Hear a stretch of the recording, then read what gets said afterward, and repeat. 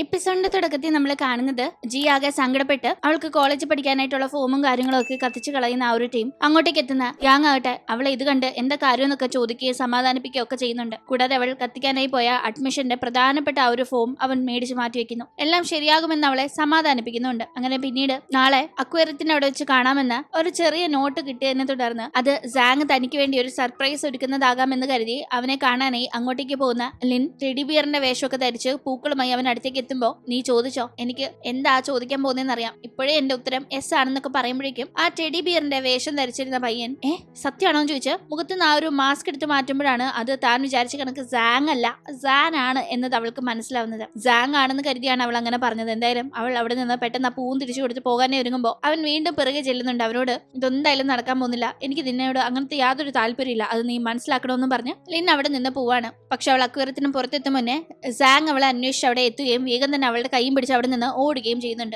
എന്തിനാണ് ഇപ്പൊ ഇവൻ ഇങ്ങനെ വെപ്രാളത്തിൽ തന്നെ പിടിച്ചുകൊണ്ട് ഓടുന്നത് എന്ന് അവൾക്ക് ഒട്ടും മനസ്സിലായില്ല. എന്തായാലും അവൻ നേരെ അവളെ അവന്റെ വീടിന്റെ അവിടേക്ക് കൊണ്ടുപോകുമ്പോഴേക്കും അവിടെ പങ്ക് നിൽപ്പുണ്ടായിരുന്നു. പങ്കിനെ ഇപ്പൊ കാണുമ്പോഴാണ് ഇവനപ്പോ ജയിലിൽ നിന്നൊക്കെ റിലീസ് ആയോ എന്ന് അവൾ ചിന്തിക്കുന്നത്. ആക്ച്വലി ലിൻ ആകെ ഇപ്പൊ പ്രശ്നത്തിൽ പെട്ടിരിക്കുകയാണ്. പങ്കിന്റെയും ആളുകളുടെയും കസ്റ്റഡിയിൽ ഉണ്ടായിരുന്ന ലിന്നിന്റെ ചേട്ടൻ അവിടെ നിന്ന് രക്ഷപ്പെട്ടു പോയി. അയാളെ അന്വേഷിച്ചിട്ട് കിട്ടാത്തത് കൊണ്ട് അയാളുടെ സഹോദരിയുണ്ട് ഒരുത്തി, അവളെ പിടിച്ചോണ്ട് വന്ന് വെച്ച് അവളെ വെച്ച് അവൻ എങ്ങനെങ്കിലും നമുക്ക് പിടികൂടണം എന്ന് പങ്കിനും ആളുകൾക്കും അവരുടെ ബോസ് നിർദ്ദേശം കൊടുത്തിട്ടുണ്ടായിരുന്നു. ആക്ച്വലി അപ്പൊ മാത്രമാണ് ഇയാളുടെ അനിയത്തിയാണ് ലിൻ എന്ന കാര്യം പങ്ക് മനസ്സിലാക്കുന്നത്. തുടർന്ന് ഇവൾ അപകടത്തിലാണെന്ന് മനസ്സിലാക്കി പങ്ക് ആ കാര്യം സാങ്ങിനോട് പറയും. അവളെ സേഫ് ആക്കാൻ വേണ്ടി രണ്ടുപേരും ഇപ്പൊ ശ്രമിക്കുകയുമാണ്. ലിന്നിനെ അന്വേഷിക്കുന്നുണ്ട് തന്റെ കൂട്ടാളികൾ എന്ന് മനസ്സിലാക്കുന്ന പങ്ക് അവരെ ഡൈവേർട്ട് ചെയ്യാനൊക്കെ ശ്രമിക്കുന്നുണ്ട്. കൂടാതെ സാങ്ങിനോട് കാര്യങ്ങൾ പറഞ്ഞിട്ടുണ്ടായിരുന്നത് കൊണ്ട് തന്നെ അവൻ ഈ കാര്യങ്ങൾ പറയാതെ എങ്ങനെയും ലിന്നിനെ പേടിപ്പിക്കാതെ അവളെ സേവ് ചെയ്യണം എന്നാണ് കരുതുന്നതെങ്കിലും അവളോട് കാര്യങ്ങൾ പറഞ്ഞേ പറ്റുമെന്ന് മനസ്സിലാക്കി പങ്ക് കാര്യങ്ങൾ തുറന്നു പറയുമ്പോഴാണ് ലിന്നിന് കാര്യങ്ങളുടെ കിടപ്പ് വശം മനസ്സിലാവുന്നത്. കൂടാതെ അവർ കരുതിയിരുന്ന കണക്ക് ഒരാളല്ല പങ്ക്, അവൻ ഹെൽപ്പ് ചെയ്യാൻ നോക്കുകയാണ്, അവൻ നല്ലവനാണെന്ന തിരിച്ചറിവിൽ അവൾ അവനോട് സോറിയും പറയുന്നുണ്ട്, അവനെ തെറ്റിദ്ധരിച്ച് കാണുമ്പോഴൊക്കെ വഴക്കുണ്ടാക്കിയിരുന്നതിന്. അങ്ങനെ ഇവരുടെ നിർദ്ദേശപ്രകാരം കുറച്ചു ദിവസം വീടിന് വെളിയിൽ ഇറങ്ങണ്ട, കറങ്ങി നടക്കരുത് എന്ന കാര്യം കൊണ്ട് അവൾ വീട്ടിൽ തന്നെയായിരുന്നു. പക്ഷെ അവൾ വീട്ടിലുള്ളപ്പോഴും അവളുടെ വീടിന്റെ പരിസരത്ത് സാങ് അവളുടെ സേഫ്റ്റി ഉറപ്പാക്കാനായി കറങ്ങി നടക്കുന്നത് അവൾ കാണുന്നുണ്ട്. അവൾക്ക് ഒരുപാട് സന്തോഷമാവുന്നു. അതിന്റെ ഇടയിൽ പങ്കാകട്ടെ അവരുടെ മുതലാളിയോട് അവർക്ക് കാശ് കൊടുക്കാനുള്ള ആ പയ്യന്റെ സഹോദരി ഉപരിപഠനത്തിനായി ഈ നാട്ടിലില്ല, വെളിയിൽ പോയിരിക്കുകയാണ്, അതുകൊണ്ട് അവളെ ഇവിടെ അന്വേഷിച്ചിട്ട് കാര്യമില്ല എന്ന് പറഞ്ഞ് ഡൈവേർട്ട് ചെയ്തു എന്നും കൂടി അറിയുമ്പോൾ കാര്യങ്ങൾ തൽക്കാലം സോൾവ് ആയി എന്ന സമാധാനം അവർക്കുണ്ടാവുന്നു. അപ്പോഴേക്കും അവരുടെ എൻട്രൻസ് എക്സാമിന്റെ റിസൾട്ട് വരുന്നുണ്ട്. അത്യാവശ്യം നല്ല മാർക്ക് ലിന്നിനുണ്ടെങ്കിലും അവൾക്ക് സാങ് ഇനി വെറ്റിനറി ഡോക്ടർ ആവാനായി പഠിക്കാൻ പോകുന്ന ആ ഒരു യൂണിവേഴ്സിറ്റിയിലേക്ക് അഡ്മിഷൻ കിട്ടാനായിട്ടുള്ള മാർക്ക് കിട്ടിയിട്ടില്ല. അതിൽ അവൾക്ക് കുറച്ച് സങ്കടാവുന്നുണ്ട്. ഇത് സാങ് അറിയുമ്പോൾ അവളും കൂടി വന്നിട്ട് അവൻ പഠിക്കാൻ പോകുന്നുള്ളൂ എന്നൊക്കെ പറയുന്നുണ്ടെങ്കിലും അതൊന്നും സാരമില്ല, ഞാൻ എങ്ങനെയെങ്കിലും അവിടെ എൻട്രൻസ് എഴുതിയെത്തും, പക്ഷെ അന്നും കരുതി നീ നിന്റെ സമയം എനിക്ക് വേണ്ടി വെറുതെ കളയരുത്, നീ അവിടെ പോയി പഠിക്കണം, അതാണ് എന്റെ ആഗ്രഹമെന്ന് അവൾ അവനെ സമാധാനിപ്പിക്കുന്നുണ്ട്. അങ്ങനെ ഇവരുടെ കാര്യത്തിൽ ഏതാണ്ട് തീരുമാനമായി കഴിയുമ്പോഴും യാങ് വഴി ജി ആകെപ്പാടെ ഇപ്പോൾ പ്രശ്നത്തിൽ തന്നെയാണ്. അവൾക്ക് ആർട്സ് പഠിക്കാനാണ് താല്പര്യം, പക്ഷെ അവളുടെ അച്ഛൻ അതിന് സമ്മതിക്കുന്നില്ല എന്നറിയുന്ന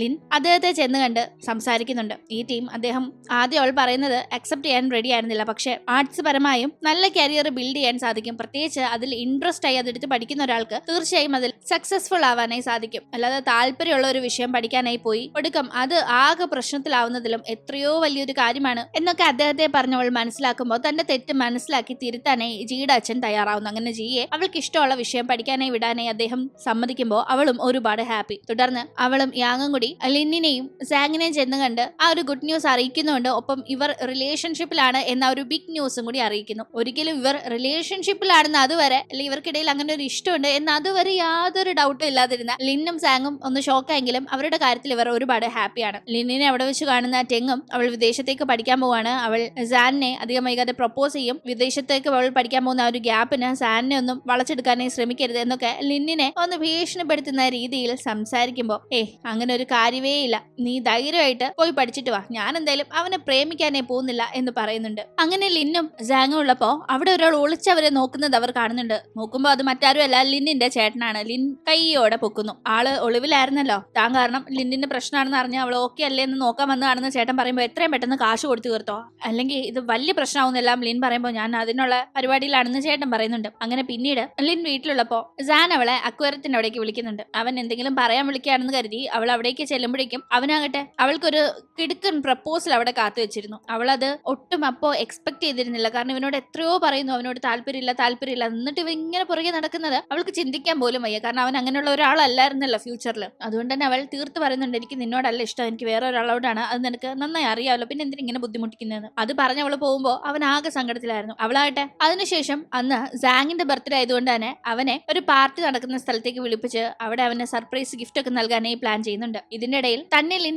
റിജക്ട് ചെയ്തതിന്റെ സങ്കടത്തില് ഡ്രിങ്ക്സ് അടിച്ച് ഫിറ്റായി സാൻ ചെന്നിരിക്കുന്നിടത്ത് ലിന്നിന്റെ അന്വേഷണം നടന്നിരുന്ന പങ്കിന്റെ കൂട്ടാളികൾ ഉണ്ടായിരുന്നു. ഇവൻ അവിടെ കിടന്ന് ഡ്രിങ്ക്സ് അടിച്ച് ഓരോന്ന് പുലമ്പുമ്പോ അത് അവർ കേൾക്കുകയും വേഗം ലിന്നിനെ അന്വേഷിച്ച് പുറപ്പെടുകയും ചെയ്യുന്നുണ്ട്. ലിന്നിനെ അപ്പോഴേക്കും ആ പാർട്ടി നടക്കുന്ന സ്ഥലത്തേക്ക് ഈ ആളുകൾ അന്വേഷിച്ചെത്തുമ്പോൾ ഓൾറെഡി പങ്ക് ഈ കാര്യം അറിയുകയും സാങ്ങിനെ അറിയിക്കുകയും ചെയ്തിരുന്നു. സാങ് ആകട്ടെ ലിന്നിനെ ഇത് അറിയിപ്പിച്ച്, അതായത് അവളെ അന്വേഷിച്ച് ഇവിടെ ആളുകൾ എത്തിയിട്ടുണ്ട് എന്ന കാര്യം അറിയിപ്പിച്ച് ടെൻഷൻ ആക്കാതെ അവൻ തന്നെ അവളെ പ്രൊട്ടക്ട് ചെയ്യാനായി നോക്കുന്നുണ്ട്. അതിന്റെ ഭാഗമായി ഒരു ഇടുങ്ങിയ സ്പേസിലേക്കൊക്കെ അവളുമായി ഒളിച്ചു നിൽക്കാൻ ഇവൻ പോകുമ്പോൾ ഇവൻ റൊമാൻറ്റിക് ആയി പെരുമാറുകയാണ് എന്നാണ് അവൾ കരുതുന്നത്. അവൾ അതിന്റെ പേരിൽ ഭയങ്കരമായി ബ്ലഷ് ഒക്കെ ചെയ്യുന്നുണ്ട്. പക്ഷെ അവൻ അവിടെ തപ്പി വന്നവരിൽ നിന്ന് അവളെ പ്രൊട്ടക്ട് ചെയ്യാനായി നോക്കുകയായിരുന്നു. എന്തായാലും പങ്ക് അങ്ങോട്ടേക്ക് എത്തി ഒരുവിധം അവരെ വീണ്ടും അവിടെ നിന്ന് ഡൈവേർട്ട് ചെയ്ത് വിടുന്നു. അങ്ങനെ എന്തായാലും അവളെ അവിടെ നിന്ന് സേഫായി അവൻ വീട്ടിലേക്ക് എത്തിക്കുന്നു. അവളെ വീട്ടിലാക്കിയ ശേഷം മടങ്ങുന്ന സാങ് അവിടെ വീണ്ടും ലിന്നിന്റെ ചേട്ടനെ കാണുന്നു. ഉള്ള കലിപ്പിന് ചെന്ന് ഒരെണ്ണം പൊട്ടിച്ചിട്ട് എത്രയും പെട്ടെന്ന് കാശടച്ചോ, ഇല്ല ഇതിന്റെ പേരിൽ ലിന്നായിരിക്കും സഫർ ചെയ്യുക എന്നൊക്കെ പറയുമ്പോൾ എനിക്കും ആഗ്രഹമുണ്ട്, പക്ഷെ ഞാൻ അവരുടെ കയ്യിൽ നിന്ന് മേടിച്ചാലും കൂടുതൽ കാശ് അവരിപ്പോ എന്നെ കൊണ്ട് അടപ്പിക്കാൻ നോക്കുന്നതെന്ന് ചേട്ടൻ പറയുന്ന ടീം.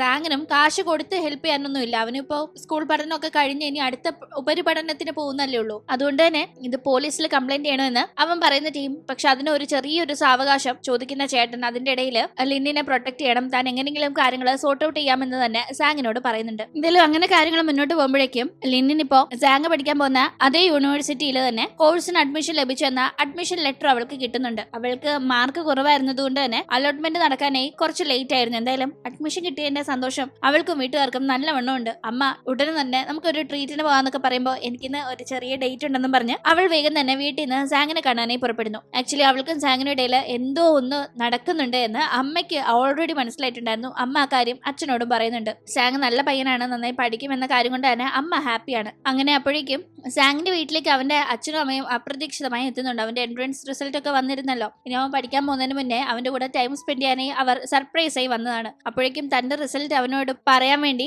ലിന്നു എത്തുന്നുണ്ട്. ലിന്നിന് ഇവരുള്ള കാര്യം അറിയില്ലായിരുന്നു. എന്തായാലും ലിന്നും സാങ്ങും തമ്മിൽ എന്തോ ഉണ്ടെന്ന് മനസ്സിലാക്കി സാങ്ങിന്റെ അമ്മ ലിന്നിനെ അവളെ മരുമകളായി ഇപ്പോഴേ അക്സെപ്റ്റ് ചെയ്തെന്ന രീതിക്കൊക്കെ സംസാരിക്കുമ്പോൾ അവൾക്ക് ഭയങ്കര നാണവും ചമ്മലും ഒക്കെ തോന്നുന്നുണ്ട്. ഒരു ഇതാണ് അവൾ അവിടെ നിന്ന് എസ്കേപ്പ് ആവുന്നത്. അങ്ങനെ അന്ന് ഈവനിങ് ആവട്ടെ സാനും ജിയും പങ്കും കൂടി കണ്ടുമുട്ടുന്നുണ്ട്. പങ്കിനോട് ലിന്നിനെ സേവ് ചെയ്യാനായി തന്നെ സഹായിക്കുന്നതിന്റെ പേരിൽ സാങ് നന്ദി പറയുന്നു. കൂടാതെ ജിയോട് നല്ലൊരു പ്രപ്പോസൽ ഐഡിയ പ്ലാൻ ചെയ്യണം. അമ്മ എനിക്ക് അവളെ ഇഷ്ടമാണ്, അവൾക്ക് എന്നെ ഇഷ്ടമാണെന്ന് മനസ്സിലാക്കി എത്രയും പെട്ടെന്ന് പ്രപ്പോസ് ചെയ്ത് ഒഫീഷ്യലി ഗേൾ ഫ്രണ്ടും ബോയ് ഫ്രണ്ടും ആകാൻ വേണ്ടി ഇന്ന് ഭയങ്കരമായിട്ട് എന്നെ ഫോഴ്സ് ചെയ്തോണ്ടിരിക്കുക. അല്ലെങ്കിൽ ഞാനും ഒരു പ്രപ്പോസൽ പ്ലാൻ ചെയ്യുന്നുണ്ട്. സാൻ അവൾക്ക് അക്വയർത്തി വെച്ചൊരു പ്രപ്പോസൽ നടത്തിയിരുന്നില്ലേ, അതൊന്നും പോരാ, എനിക്ക് അതൊക്കെ മേലെ നല്ല വെറൈറ്റി ആയിട്ട് ഒരു പ്രപ്പോസൽ വേണമെന്നില്ല. സാങ് പറയുമ്പോ ജി അതിനെന്താ വേണ്ട അറേഞ്ച്മെന്റ്സ് എല്ലാം നമുക്ക് ചെയ്യാം. ആ സൂവിന്റെ അവിടേക്ക് നീ നാളെ അവളുമായി എത്തിയാൽ മാത്രം മതി എന്ന് ജി പറയുന്നുണ്ട്. സ്കൂളിൽ പഠിക്കുമ്പോ തൊട്ടേ സാങ്ങിന് ലിന്നിനോട് താല്പര്യം ഉണ്ടെന്ന് മനസ്സിലാക്കിയ ജി അവളെ പ്രപ്പോസ് ചെയ്യാനേ എത്രയോ അവനോട് പറഞ്ഞിട്ടുണ്ട്. അന്ന് കേൾക്കാതിരുന്നവൻ ഇന്ന് ആ കാര്യത്തെ പറ്റി ഒരു ഹെൽപ്പ് ചോദിക്കുമ്പോൾ അവൾ അത് ചെയ്തു കൊടുക്കാൻ ഒരുപാട് സന്തോഷത്തിലാണ്. അങ്ങനെ അടുത്ത ദിവസം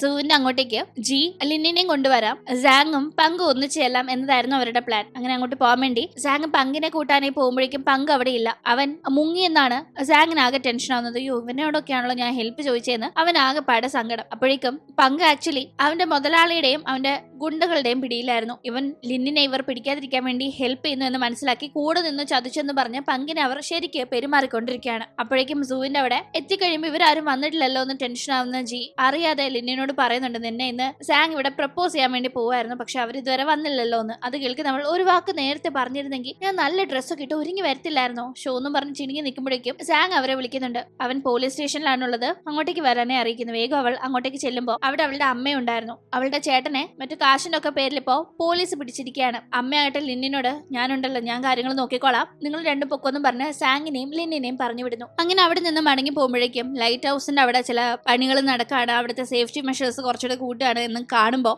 ലിന്നിന് സമാധാനം ആവുന്നുണ്ട്. അപ്പൊ എന്തായാലും സാങ് മുകളിൽ നിന്ന് വീണ് മരിക്കില്ലല്ലോ എന്ന്. പക്ഷെ അപ്പോഴേക്കും അവളെ പ്രപ്പോസ് ചെയ്യാനായിട്ട് ഒരുങ്ങിയതായിരുന്നു. പക്ഷെ കാര്യങ്ങൾ ഇങ്ങനെ ആയല്ലോ എന്ന് അവൻ പറയുന്ന ആ ടീം സാരയില്ല, ഒന്നും അവസാനിച്ചിട്ടില്ലല്ലോ, ഞാൻ നിന്നെ പ്രപ്പോസ് ചെയ്യും, നമുക്ക് ഇന്ന് ഈവനിങ് കാണാന്ന് പറഞ്ഞ് പറഞ്ഞ് അവർ പിരിയുന്നുണ്ട്. അപ്പോഴേക്കും പങ്കാകട്ടെ അവനെ പിടിച്ചു വെച്ചിരുന്ന ആളുകളുടെ കയ്യിൽ നിന്ന് രക്ഷപ്പെടുന്നു. അങ്ങനെ ഈവനിങ് ആകുമ്പോൾ ലിൻ സാങ്ങിനെ പ്രപ്പോസ് ചെയ്യാനായി ഒരു മോളിന്റെ അവിടേക്ക് വിളിച്ചു വരുത്തുന്നുണ്ട്. അവിടെ അവന് വേണ്ടി കുറെ കാര്യങ്ങൾ അവൾ പ്ലാൻ ചെയ്തിരുന്നെങ്കിലും അത് നടക്കുന്നതിന് തൊട്ട് മുന്നേ ആ ആളുകളുടെ കയ്യിൽ നിന്ന് രക്ഷപ്പെട്ടോടിയ പങ്ക് അങ്ങോട്ടേക്ക് എത്തുന്നു. അവനെ അന്വേഷിച്ച് പിടിക്കാനായി പുറകെ ആളുകളും ഉണ്ടായിരുന്നു. തുടർന്ന് ഇവർ ഒട്ടും പങ്ക് അങ്ങോട്ടേക്ക് എത്തുമെന്നോ അവൻ ഇങ്ങനെ ഒരു പ്രശ്നത്തിലാണെന്നോ പ്രതീക്ഷിച്ചിട്ടുണ്ടായിരുന്നില്ല. ആകെപ്പാടെ ഷോക്കാവുന്നുണ്ടെങ്കിലും അവിടെ നിന്ന് ലിൻ അപകടത്തിൽപ്പെടുമെന്ന് മനസ്സിലാക്കുന്ന സാങ് ലിന്നുമായി രക്ഷപ്പെടാനായി നോക്കുന്നു. ലിന്നിനെ ഇവർ പിടികൂടും എന്ന് ഉറപ്പാകുമ്പോൾ ലിന്നിനെ ഒരു സ്ഥലത്ത് ഒളിപ്പിച്ചിരുത്താനായി സാങ്ങിന് സാധിക്കുന്നുണ്ടെങ്കിലും പുറകെ എത്തുന്നവർ സാങ്ങിന് അവർ റൂഫ് ടോപ്പിന്റെ അവിടെ നിന്ന് തള്ളിയിടുന്ന കാഴ്ചയാണ് അവൾ കാണുന്നത്. അവൾ ആ ഒരു കാഴ്ച കണ്ട് ആകെ ഷോക്കാവുന്നു. അവൻ മരിക്കില്ല എന്ന് വിചാരിച്ച അവൾക്ക് അവൻ ഉയരത്തിൽ നിന്ന് വീഴുന്നത് ഇപ്പൊ കൺമുന്നിൽ കാണേണ്ട ഒരു അവസ്ഥ ഉണ്ടായിരിക്കുകയാണ്. പങ്കും മുകളിൽ നിന്ന് സാങ് വീണ ശേഷമാണ്